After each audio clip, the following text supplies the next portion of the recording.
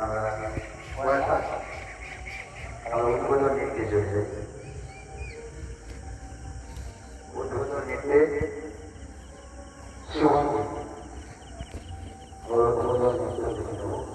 শুভম মিলিয়ে মঞ্চে আসার জন্য আমন্ত্রণ জানাই আপনি যিনি আমাদের গান পরিবেশন করলেন রবি অনেক অসংখ্য ধন্যবাদ। তবলায় ওরা এই সংস্থা করেছেন। এখন আমরা উদ্বোধন নৃত্য পরিবেশন করছেন শুভম।